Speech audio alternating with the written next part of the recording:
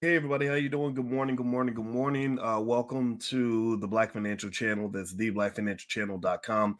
So today we're going to talk about Black-owned businesses. We're going to talk about ways you can support Black-owned businesses, and I'm going to give you 7 specific ways that you can build your community. We must support Black-owned businesses because Black-owned businesses are the lifeblood of the community. We have to trade in the student loans and the corporate jobs and go back to what our ancestors did. They owned land, they owned businesses, they owned assets, they built for the community. If you agree with this, put a yes in the chat so I know I'm on the right path with this. And so I'm going to give you 7 ways you can right now step up and build your community and support Black-owned businesses. So get comfortable, buckle up seatbelt. We're going to get started on the Black Financial Channel right now.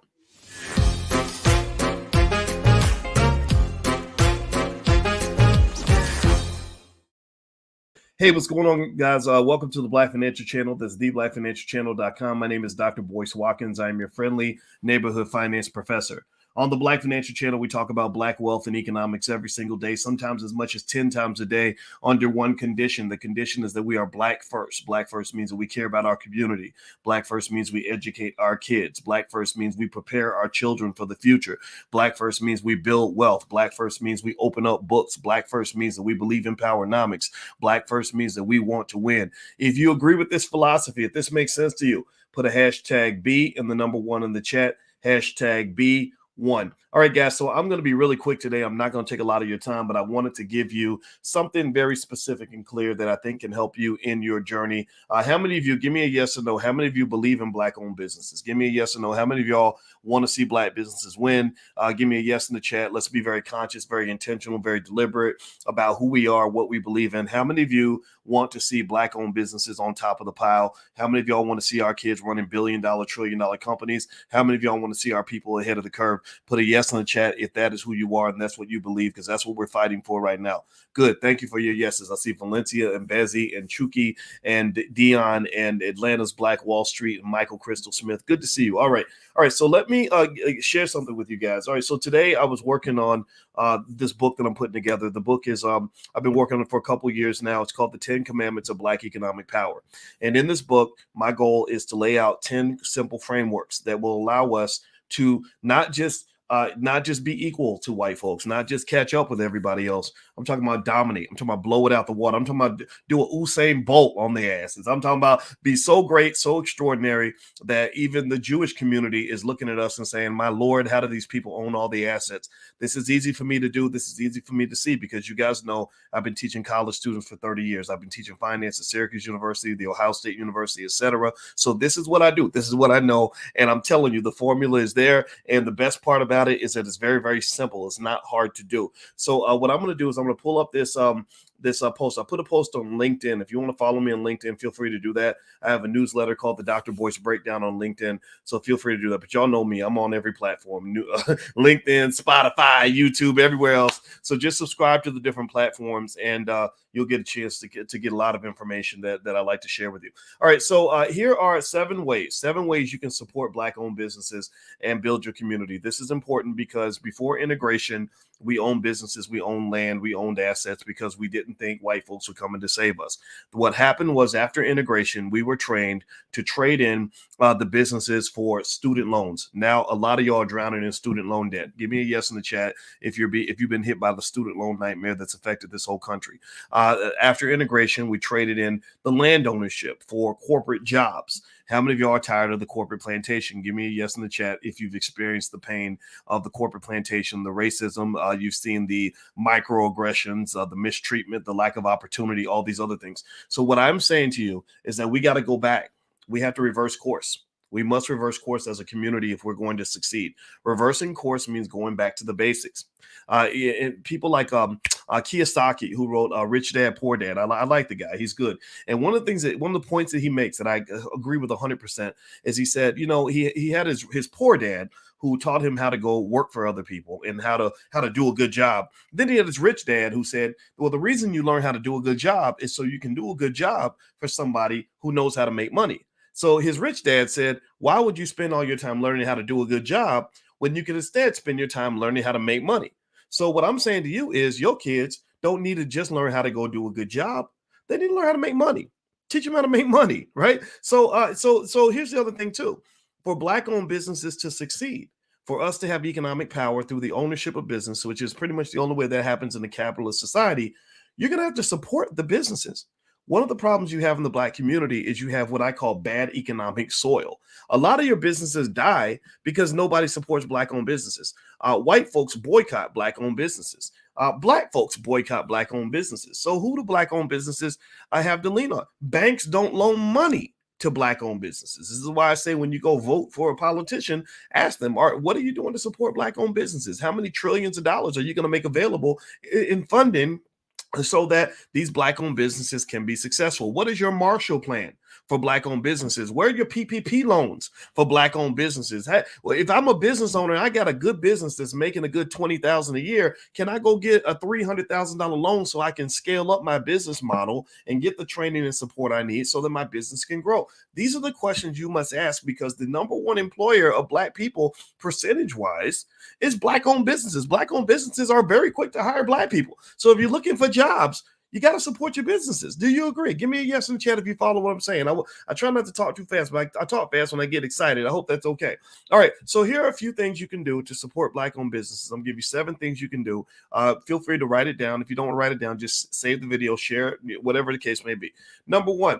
Buying from the business is obvious, right? A lot of you know that to support Black-owned businesses, you want to be very conscious. That's what we call being economically woke. Consciousness is a state of awareness of your surroundings. That's what consciousness means. We talk about being conscious. I'm in the conscious community, or we talk about being woke. Well, what does it mean to be woke? Woke means you're looking around, you know what's going on. Well, a lot of times when it comes to that 1.6 trillion in so-called spending power you have, first of all, there ain't no such thing as 1.6 trillion in spending power, because there ain't much power in spending.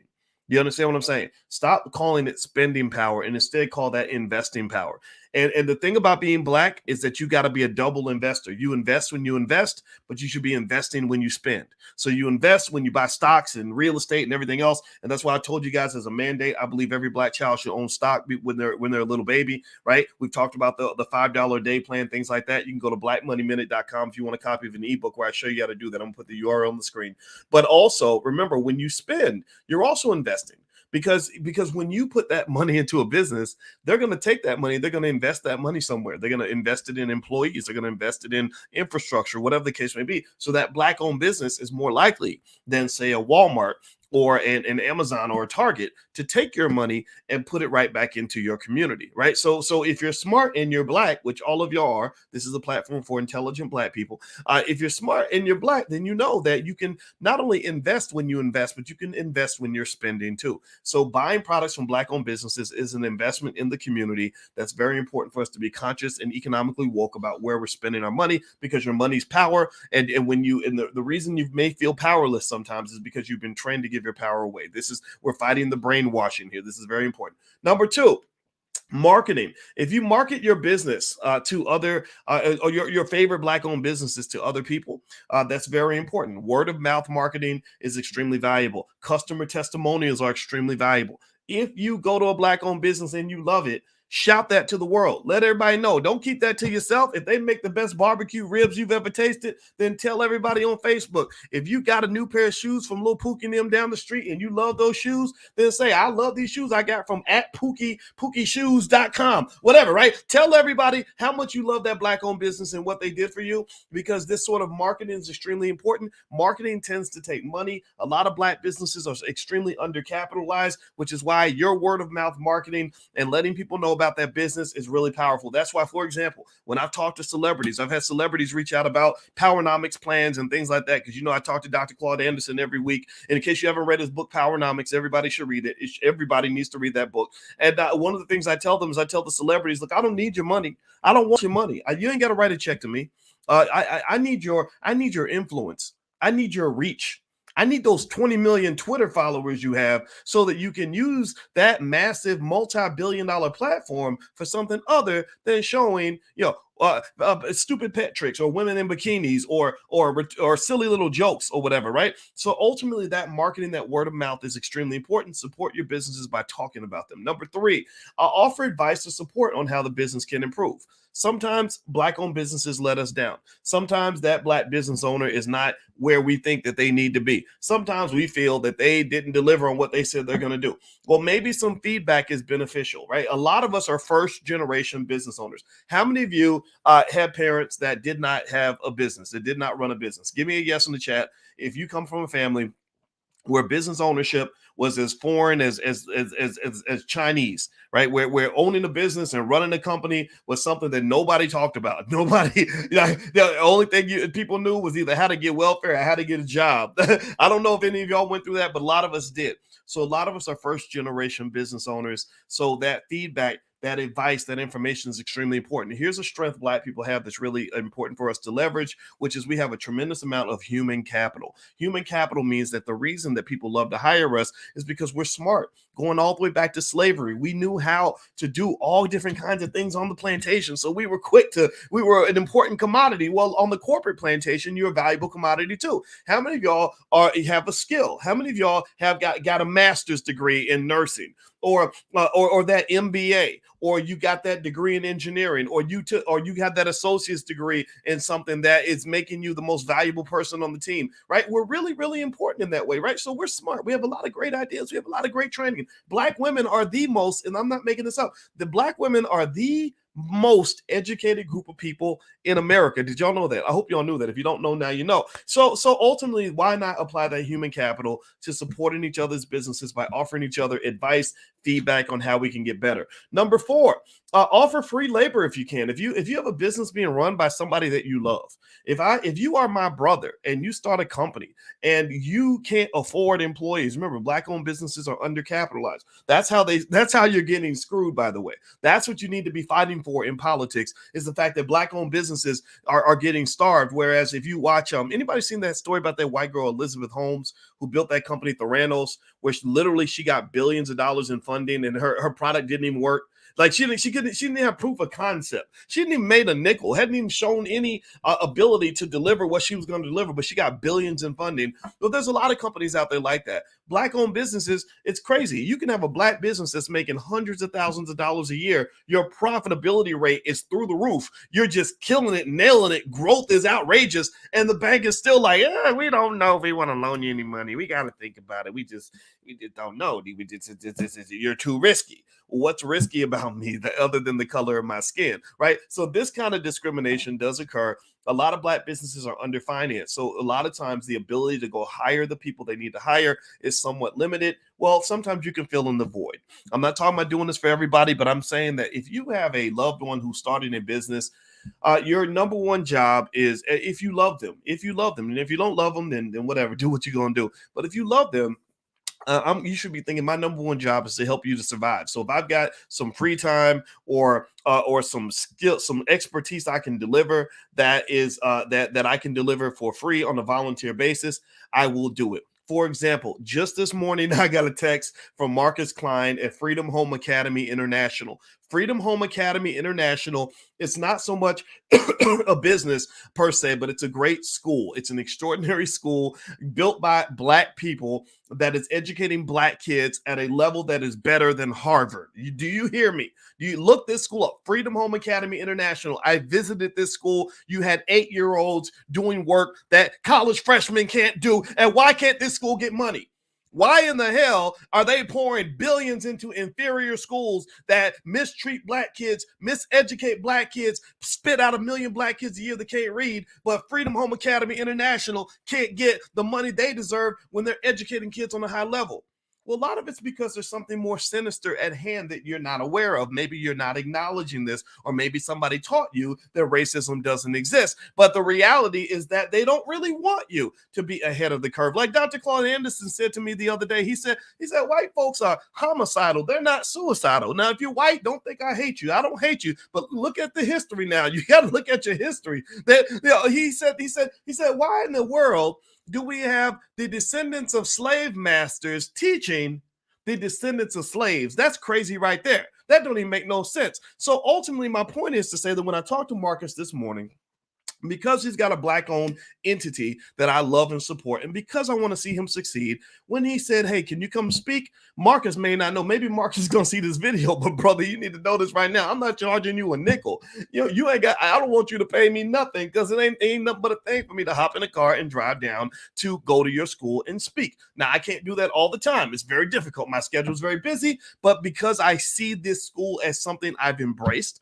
my wife and I have made donations to the school. We consider it like family, like we love this school. We want to see them win. Well, we're going to do what we can to make sure they're successful. You should do the same thing for your cousin's business, for your sister's business, for your parents' business. All of these things. Got it? Makes sense? Give me a yes in the chat if you follow what I'm saying. Hit the thumbs up button also. Please hit the thumbs up button, share, subscribe, all that stuff. All right, number 5, another way you can support black-owned businesses. And by the way, blackmoneyminute.com, that's where you can actually go get a free ebook on how to invest with $5 a day. So feel free to go to blackmoneyminute.com. The ebook is totally free.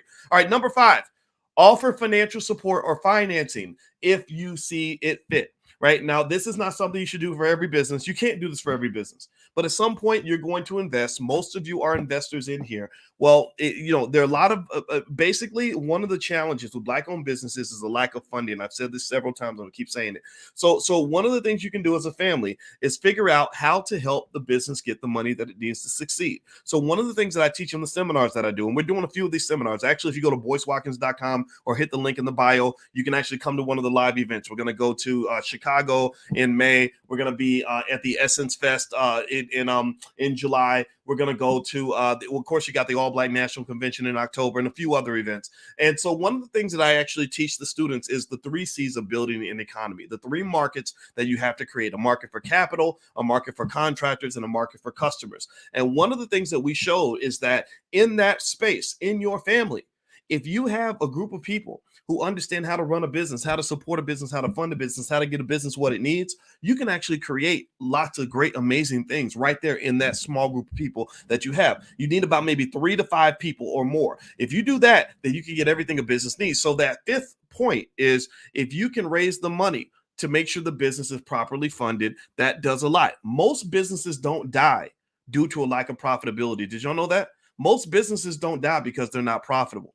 In fact, a lot of business owners don't even want to be profitable, because the more profitable you are, the more taxes you pay. So a lot of business owners don't even care about being profitable. You know what matters? Cash flow. Cash flow. Most businesses die not from a lack of profitability. They die from a lack of cash flow. So if you are able to be part of a group that provides cash flow for your cousin or your sister's business to make sure that they have the cash to do what they need to do, then that can be the lifeblood that keeps that business alive. So offering some sort of financial support, funding, maybe an investment, whatever the case may be, can be beneficial. Number six, the 6th way to support black-owned businesses: share ideas on products and markets that the business might want to explore. So if you have a cousin who's selling hot dogs, you might say, hey, you know what? I have a business and I sell buns. So why don't you and I get together and sell hot dogs and buns? Or better yet, I have a lot of customers who are buying my buns who would probably want a hot dog. Or better yet, a more appropriate example might be if they're selling donuts, you might say, you know what? I noticed that the people that come in your donut shop are also looking for a cup of coffee. So if you spend $20 a day putting a coffee station in the back of the office, excuse me, you can actually sell cups of coffee for a certain amount of money and make a nice profit off that, right? So ultimately,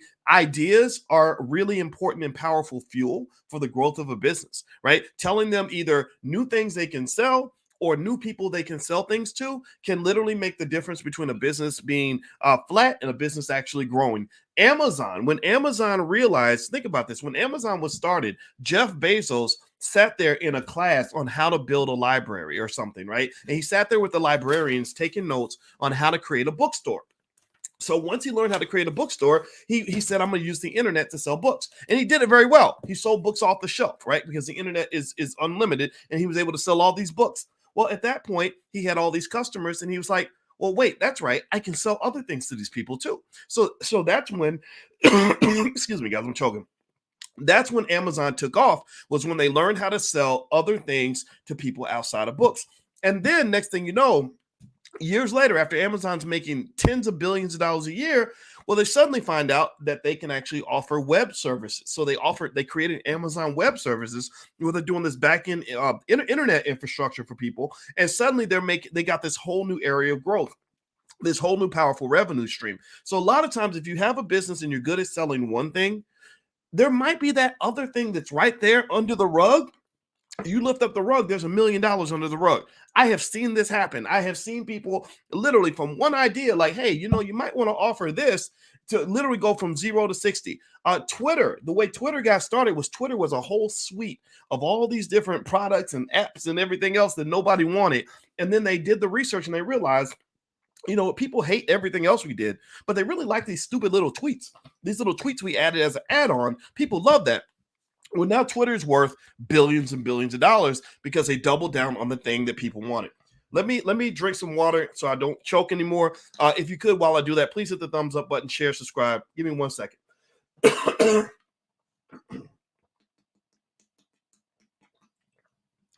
Okay. I hope y'all can forgive me for choking. I get excited. When I get excited, I think I yell, I choke, and then when I choke, I sneeze. So if I start yelling, choking, and sneezing, just know it's because I'm really excited about this. So number 7, the 7th way that you can support a Black-owned business of somebody that you care about is by partnering with that business. Partnerships, coming together as a group, joint ventures, having weekly family business meetings where you talk about what everybody's trying to do. You share your dreams, you share resources. This is, according to economic theory, a tremendous key to wealth. Coming together is literally one of the greatest sources of wealth that is known to man. When Russia declared war on Ukraine and Russia became economically isolated, that cost Russia trillions of dollars. North Korea, by being economically isolated from the rest of the world, lives in dire poverty.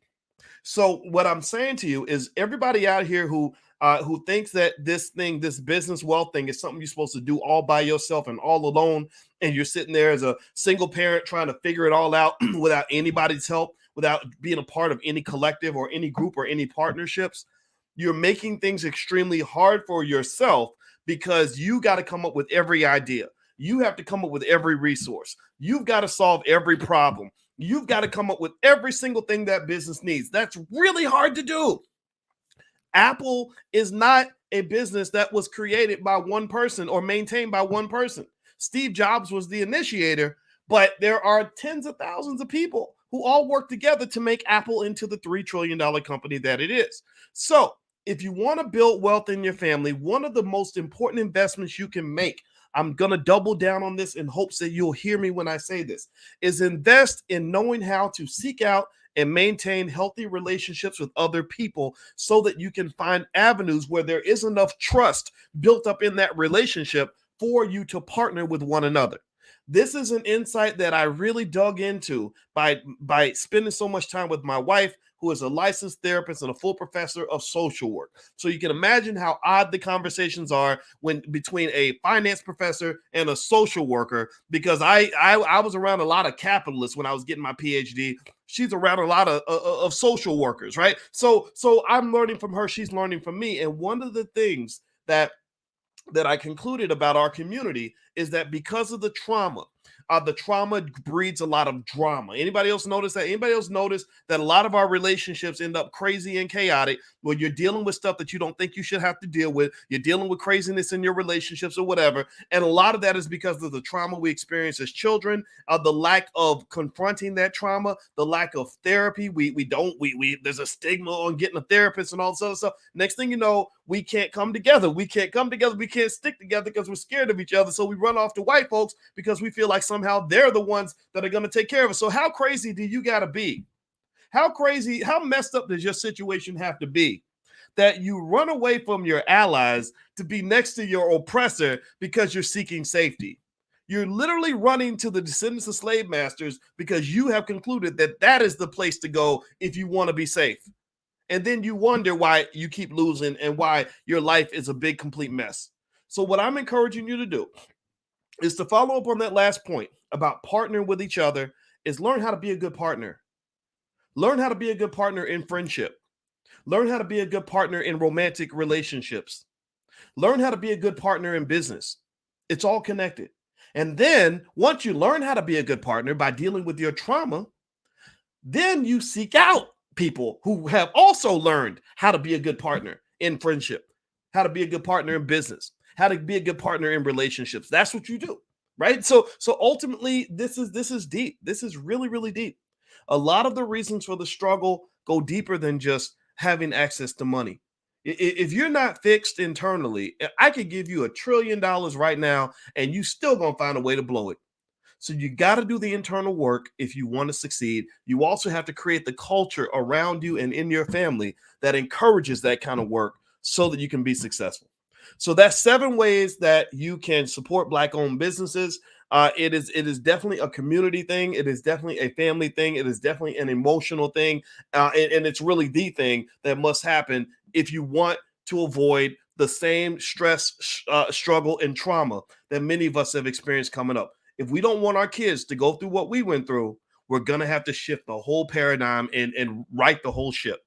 So that's my 2 cents for today. That was my thought I want to share on this afternoon. And I hope that this was helpful to you. And I hope that this is beneficial to all of you in some way.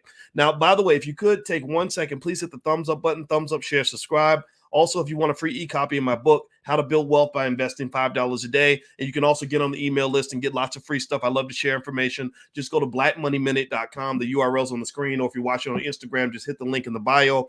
And also a reminder, there are a few events coming up. So if you go to boycewatkins.com, there's a link to my events that we have coming up. And like I mentioned to you guys, we're going to be in Chicago, and we're going to go to the Essence in July, and we're going to go to the All Black National Convention. We're going to be in Brooklyn and LA, and eventually we're going to add London on there as well. So if you want to come into any of our direct events, feel free to just go to boycewatkins.com and take a look. All right, guys, God bless you. Thank you for listening. I hope this helps you, and I want to see you succeed. So please have a wonderful day. I love you. Talk to you soon. Peace.